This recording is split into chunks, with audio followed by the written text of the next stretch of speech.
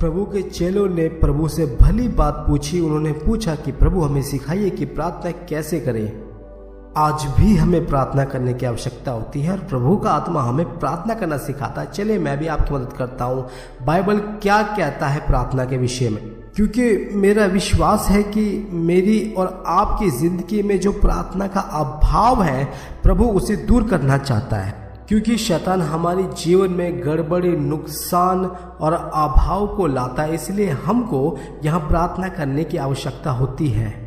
और देखिए कि जब हम प्रार्थना नहीं कर रहे होते हैं हमारे जीवन में नुकसान आता है, हम ताकत सामर्थ्य खो देते हैं और परेशानियाँ बढ़ती हैं।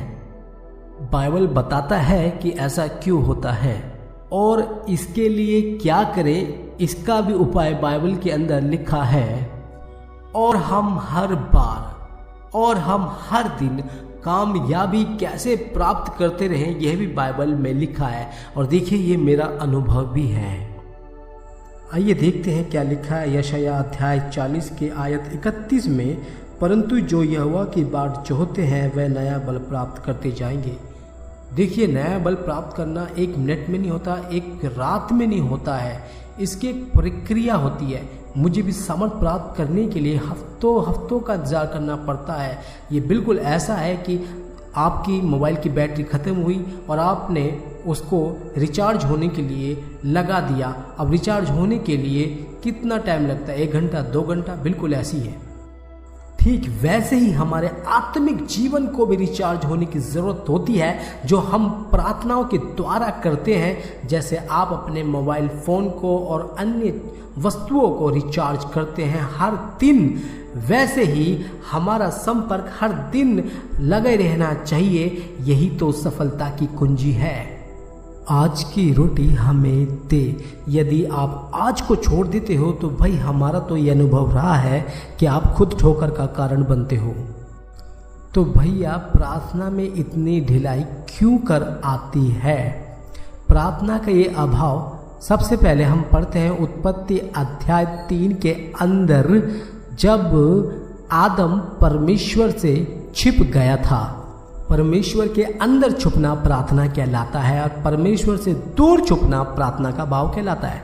तो आदम परमेश्वर से छिप रहा था। भैया परमेश्वर से आदम क्यों छिप रहा था? पाप के कारण। पाप सारी समस्याओं की जड़ होता है। प्रार्थना का अभाव ही पाप का कारण था। ये एक बीमारी है, सच पूछो तो एक समस्या है, बीमारी।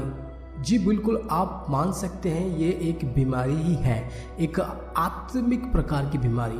और हमको क्रूस के पास इसको लाना होगा और क्रूस के पास लाकर इसको क्रूस पर चढ़ाना होगा। देखिए मैं आपसे बात करता हूँ बाइबल में क्या लिखा है, हमें ये समझना जरूरी है। बाइबल प्रार्थना के अभाव के विषय में क्या कहता है, क्यों लोग प्रार्थना नहीं करते। ठीक है जी, तो हम पढ़ेंगे इसका क्या परिणाम होता है और किस कारणवश ऐसा होता है। हम पढ़ेंगे पवित्र शास्त्र में आयुब की पुस्तक में से। यदि आपके पास बाइबल हो तो प्लीज़ मेरे साथ पढ़िए। आयुब के अध्याय 15 में लिखा है कि लोग प्रार्थना करना क्यों छोड़ देते हैं, क्योंकि उनका परमेश्वर का भय समाप्त हो चुका है। देखिए जहाँ तक मैं समझता हूँ लोग इस बात को नहीं जानते हैं। देखिए पाप के हमारे अंदर आने का ही मतलब है कि परमेश्वर का भय खत्म। आदम परमेश्वर से छिप गया, पर वो क्यों छुपा? क्योंकि उसने परमेश्वर के भय को नहीं माना, जबकि परमेश्वर ने उसको कहा था कि इस भले बुरे के ज्ञान के पेड़ के फल को नहीं छूना। इसलिए उसने परमेश्वर से दूर जाना चाहा, परमेश्वर के पास नहीं आना चाहा। बाइबल के अय्यूब के 15 अध्याय के आयत 4 में लिखा है, वरंतु परमेश्वर का भय मानना छोड़ देता और परमेश्वर का ध्यान लगाना औरों से छुड़ाता है। कुल मिला के कह सकते हैं कि जहाँ परमेश्वर का भय समाप्त, प्रार्थना समाप्त। तो जहाँ प्रार्थना समाप्त हुई, इस होने का परिणाम क्या होगा फिर? अय्यूब की पुस्तक अध्याय 21 का आयत 14 यहाँ लिखा है, उन लोगों के लिए जो प्रार्थना करना नहीं चाहते हैं तो भी वे परमेश्वर से कहते हैं, हमसे दूर हो, तेरी गति जानने की हमको इच्छा नहीं रहती।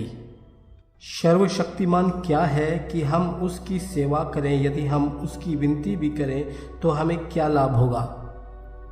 देखिए, ये वे लोग कह रहे हैं जिन्हें प्रार्थना से कोई फर्क नहीं पड़ता। देखिए, हम मसीह लोगों को पता है प्रार्थना की क्या शक्ति होती है और कैसे असंभव काम संभव होते हैं। जो कुछ परमेश्वर के पास है, जो कुछ परमेश्वर के पास था, उसने सब कुछ प्रार्थना के लिफाफे में हमको दे दिया है। आप सोच के देखिएगा। किसी ने एक बार यह कहा था कि जो कुछ परमेश्वर कर सकता है, प्रार्थना वह सब कुछ कर सकती है। आप सोच के देखिएगा, प्रार्थना की शक्ति असीमित होती है। देखिए, आपके भाई की तरह और ये मान लीजिए आपके दोस्त की तरह मेरी ये प्रार्थना है कि आपका प्रार्थना जीवन बहुत मजबूत हो जाए। आप प्रार्थना के नए स्तर पर नया अनुभव प्राप्त करेंगे और कामयाबी हर दिन आपके कदम चूमे रहेगी। परंतु जो यहोवा की बाट जोहते हैं वे नया बल प्राप्त करते जाएंगे। वे उकाबों के समान उड़ेंगे, वे दौड़ेंगे और श्रमित ना होंगे, वे चलेंगे और थकित ना होंगे। इस तरह आप प्रार्थना से बल प्राप्त करेंगे। आप चार्ज हो जाते हैं जैसे कि एक बैटरी चार्ज हो जाती है। एकाएक आप आत्मिक बल पुनः प्राप्त करना शुरू कर देते हैं। जैसा कि लिखा है, वह उकाबों के समान उड़ेंगे। आपने देखा होगा उकाबों को। उकाब कभी भी हवा के सामने हार नहीं मानते। हवा विपरीत चलती है और हवा साथ बिल्कुल नहीं देती, लेकिन अंततः उकाब हवा पर नियंत्रण पा लेते हैं। इस तरह प्रार्थनाओं के द्वारा आप पुनः बल प्राप्त कर लेते हैं और आप जान जाते हैं कि हम क्या नहीं कर सकते, लेकिन परमेश्वर क्या कर सकता है। दूसरी खास अहम बात यह है कि आपको स्वयं को पवित्र आत्मा को सौंपना होता है।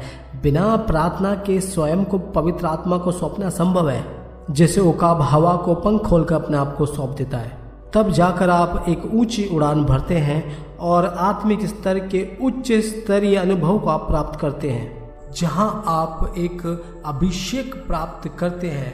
व्यवस्था विवरण अध्याय 32 के 13 आयत में ये लिखा है कि इज़राइल को परमेश्वर ने चट्टान से चकमक, तेल और मधु खिलाया। ये सब कैसे? ये बिल्कुल एक आत्मिक स्तर पर हमको मिलता है। और जी हाँ, ये कैसे मिले? बिल्कुल ये प्रार्थना के द्वारा हमको मिलता है। परंतु जो यहोवा की बाट जोहते हैं वह नया बल प्राप्त करते जाएंगे। जी हाँ, बिल्कुल ठीक समझे। आप उच्च स्तर पर पहुंच जाते हैं जहां बल प्राप्त करते हैं, जैसा व्यवस्था विवरण 32 के आयत 13 में हम पढ़ते हैं। अब एक और बात, वह दौड़ेंगे लेकिन श्रमित न होंगे। चलने से पहले दौड़ना बहुत अद्भुत है। वह दौड़ेंगे लेकिन श्रमित न होंगे, वह चलेंगे लेकिन थकित न होंगे। यशायाह ऐसा कहता है। दौड़ने का तात्पर्य यह है कि आप परमेश्वर के साथ साथ चलते हो। प्रार्थना के अभाव में ना तो आप परमेश्वर के साथ चलते हो, ना आपकी परमेश्वर से संगति रहती है। तो प्रार्थना में रहने का तात्पर्य यह है कि आप परमेश्वर के साथ साथ चल रहे होते हो और पवित्र बादल आपकी रक्षा करता रहता है, आपको संजोए रहता है। आपको याद होगा पुराने नियम में लिखा है कि सुरक्षात्मक बादल के घेरे से जब इजरायली बाहर निकले तो अमालेक के द्वारा मार दिए गए थे। तो आप परमेश्वर के साथ नहीं चलोगे तो शत्रु आप पर बाहर से आक्रमण कर देगा। तो जो परमेश्वर के साथ नहीं चल रहे थे उस रक्षा कवच से बाहर निकल गए तो शत्रु ने उनको मौत दे दी, मर गए। पर हम मरना नहीं चाहते तो हम क्या करें? तो हमको परमेश्वर के साथ चलना होगा, क्योंकि रक्षा हमें वहीं से मिलती है। ये बादलों की रक्षा हमें मिलती है प्रार्थना के द्वारा। जब जब आप प्रार्थना करते हैं आप पाप बाहर छोड़ते हैं और पवित्र आत्मा को अंदर बुलाते हैं, है ना प्रभावी? मैं आपको फिर से बताता हूँ कि जब आप प्रार्थना करते हो तो पाप को बाहर छोड़ते हो और आप पवित्र आत्मा को अंदर लेते हो ऐसे करके। तो इस तरह प्रार्थना आपको बनाती है। ये ऐसे है कि पवित्र आत्मा की इस तरह उपस्थिति जाहिर होती है और पवित्र आत्मा की उपस्थिति आपको और प्रार्थना करने के लिए उत्सुक करती है। ये सब इस प्रकार होता है। जब आप प्रार्थना करते हो तो परमेश्वर का सामर्थ प्रकट होता है। जब परमेश्वर का सामर्थ प्रकट होता है और प्रार्थना करने का मन प्रकट होता है और इस तरह एक आत्मिक सुरक्षा शक्तिमय चक्र प्रस्तुत होता है और इस प्रकार परमेश्वर की सामर्थ्य निकलती है और प्रार्थना पे प्रार्थना करने का मन होता है। और जो प्रार्थना नहीं करते वे संकट में पड़ जाते हैं। और आयुब की पुस्तक 21 अध्याय में इसके विषय में ऐसा लिखा है। आयुब अध्याय 21 के 16 वचन में ऐसा लिखा है, देखो क्या उनका कुशल उनके हाथ में नहीं रहता, दुष्ट लोगों का विचार मुझसे दूर रहे। देखिए, आपको बता दूं, मुझे आमने सामने आपसे अपने दिल की बात करना बहुत पसंद है। आपने मुझे पवित्र आत्मा में भरकर विभिन्न अवसरों पर सेवकाई करते हुए देखा होगा। जब मैंने प्रार्थना में बढ़कर बल प्राप्त किया तो मैंने चाहा प्रभु मेरे साथ सहयोगी की तरह साथ रहें और रास्ता दिखाते रहें, और साथ साथ मैं अपनी जिम्मेदारी को समझ सका। एक बार प्रेरित पौलुस ने यह कहा था, आइए आयुब से हम निकलकर सीधा कुरिन्थियों पर चलेंगे, पहले कुरिन्थियों पर चलेंगे। न वाह, क्योंकि यह वह है जो मैं हमेशा से करना चाहता था। आपको बता दूं, ये थोड़ा मुश्किल जरूर है, लेकिन ये हमें करना होगा। हम पे कोई दूसरा रास्ता नहीं है इसे करने के अलावा। पहला कुरिन्थियों अध्याय 9 आयत 27। पहला कुरिन्थियों अध्याय 9 आयत 27। परंतु मैं अपने देह को मारता, कूटता और वश में लाता हूँ, ऐसा न हो कि औरों को प्रचार करके मैं आप ही किसी रीति से निकम्मा ठहरूं। देखिए, ऐसा हो सकता है कि आपके द्वारा सुसमाचार का प्रचार किया हो, अद्भुत चिन्ह चमत्कार और सामर्थ्य के काम प्रकट हुए हो और अंत में आपका खुद का प्रार्थना जीवन खत्म हो गया। जी हाँ, देखिए, प्रभु ने स्पष्ट कहा है कि अंत के दिनों में लोग आएंगे, हे प्रभु कहेंगे, और प्रभु कह देगा कि मैं तुम्हें नहीं जानता। आपको सोचना होगा, ये कैसे संभव है कि लोगों के द्वारा अद्भुत चिन्ह चमत्कार हुए, उन्होंने दुष्ट आत्माओं को निकाला, बड़े बड़े सामर्थ्य के काम प्रकट किए और अंत में प्रभु ने कह दिया कि मैं तुम्हें नहीं जानता। इसका उपाय हमें दूसरे शमूएल के अध्याय 1 में मिलता है, जहां दाऊद शाऊल के विषय में कहता है और कहा जाता है कि शाऊल ने अपना अभिषेक खो दिया क्योंकि उसका अभिषेक तेल से नहीं हुआ था। देखिए, दूसरी तरह से बताऊं, जब एक अभिषिक्त व्यक्ति परमेश्वर से अलग हो जाता है, ऐसा है बिल्कुल जैसे वो परमेश्वर को जानता ही नहीं, तो परमेश्वर भी कह देता है कि मैं तुझे नहीं जानता। जिस क्षण आपसे अभिषेक अलग होता है, जिस क्षण आपसे पवित्र आत्मा अलग होता है, देखिए किसी के भी साथ ये हो सकता है। शैतान ऐसा करता है, यह साउल के साथ हुआ, यह यहूदा के साथ भी हुआ। और जिस क्षण पवित्र आत्मा आपसे अलग होता है, परमेश्वर कह देता है कि भाई मैं आपको नहीं जानता, जैसे वह परमेश्वर के काम के नहीं।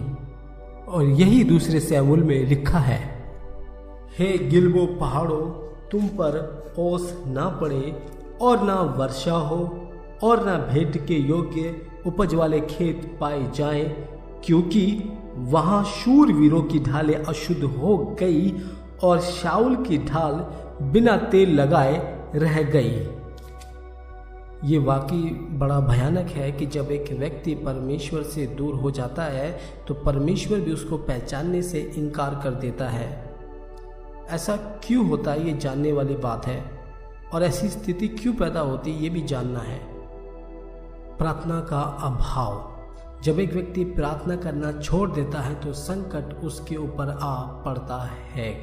आपको याद होगा दूसरा राजाओं की पुस्तक अध्याय 26 में इसमें लिखा है कि जब तक राजा परमेश्वर को खोजता रहा, परमेश्वर के लिए प्रार्थना करता रहा, परमेश्वर ने उसको समृद्ध किया।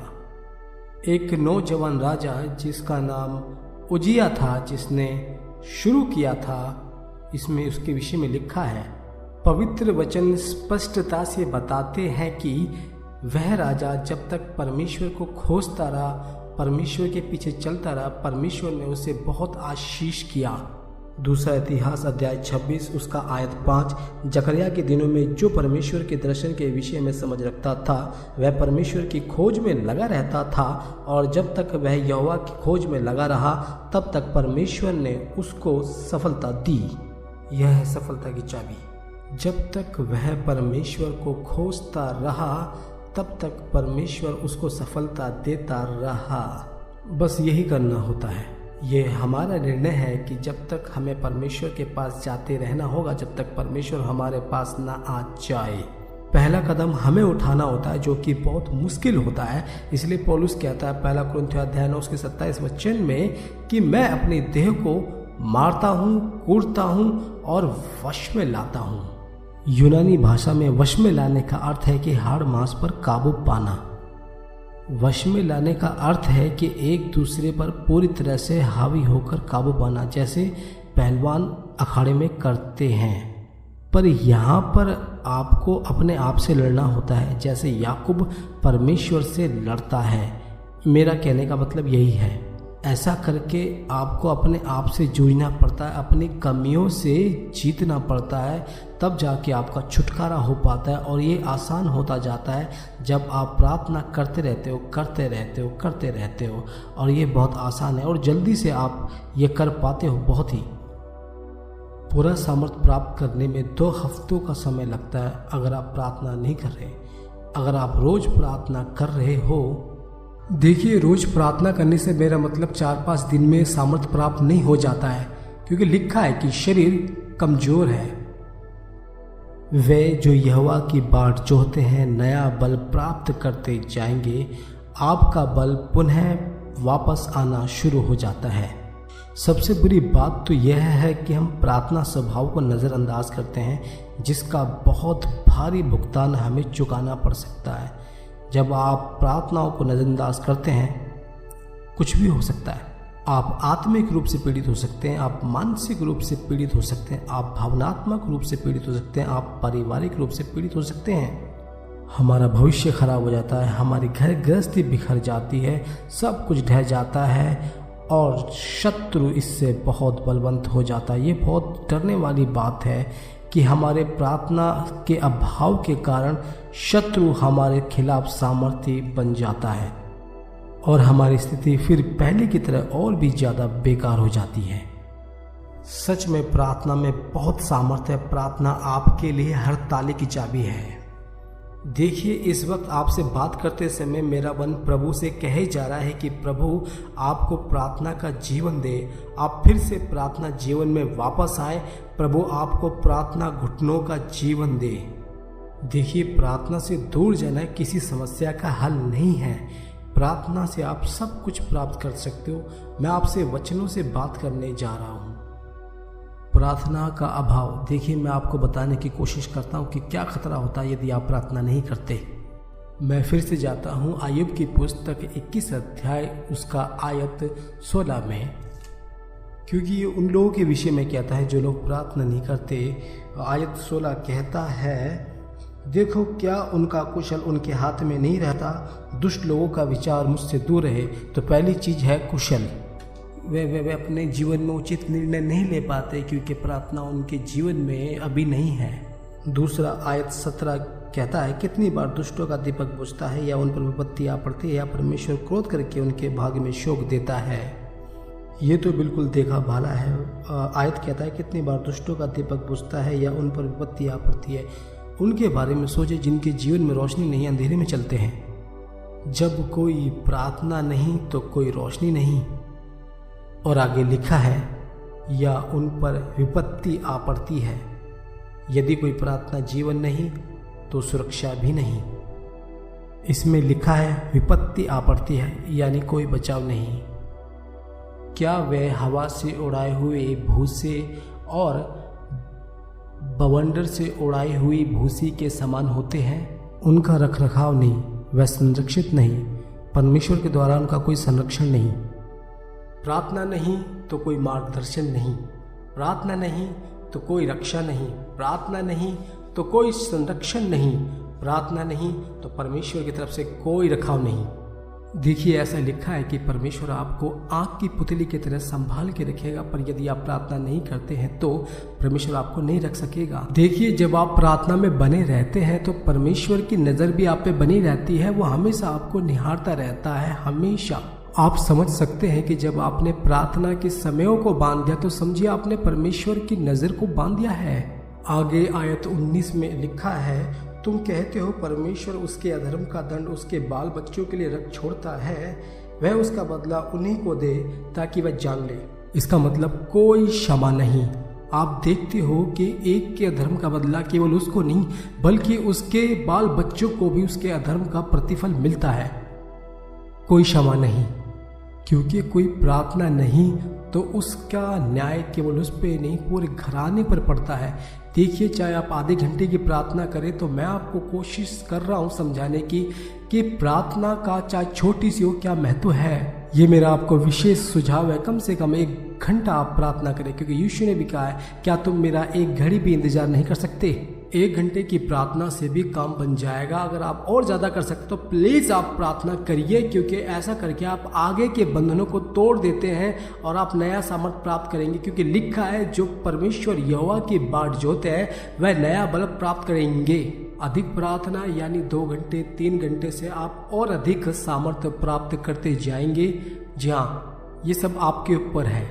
देखिए, मुझे पता है आपके ऊपर काम है और जिम्मेवारियां हैं, लेकिन हो सके तो सुबह का वक्त निकालने की कोशिश कीजिएगा। शाम के वक्त में क्या है कि आपका शरीर पूरे दिन का हो जाता है और थकान भी होती है। परमेश्वर आपसे दिन का सबसे बेहतर चाहता है, सबसे बेहतर चाहता है। इसलिए दाऊद भी कहता है कि हे परमेश्वर, प्रातः तू मेरी पुकार को सुनता है। आइए प्रार्थना के अभाव वाले विषय को हम जारी रखते हुए आगे बढ़ते हैं। आयत 20 में लिखा है कि दुष्ट अपना नाश अपनी ही आंखों से देखें। तो देखिए, प्रार्थना के अभाव के कारण कोई आशीष उस व्यक्ति के जीवन में नहीं है। वह व्यक्ति अपने ही नाश को अपनी आंखों से देखेगा। कोई आशीष नहीं, कोई दया नहीं। आयत 21 कहता है, क्योंकि जब उसके महीनों की गिनती कट चुकी तो अपने बाद वाले घराने से उसका क्या काम रहा। जब उसके महीनों की गिनती कट चुकी, उसका पतन चल रहा है और साथ ही साथ ये सब उसके बाल बच्चों पर, घराने पर आ रहा है। क्योंकि वह भाई या वह बहन प्रार्थना नहीं कर रही तो उस पर कोई दया नहीं, कोई आशीष नहीं, ना ही कोई दया आशीष उसके। आइए अब मैं प्रार्थना करूंगा कि प्रभु आपको प्रार्थना का सामर्थ्य और आपको मन, वो पवित्र मन आपको प्रार्थना के लिए दे।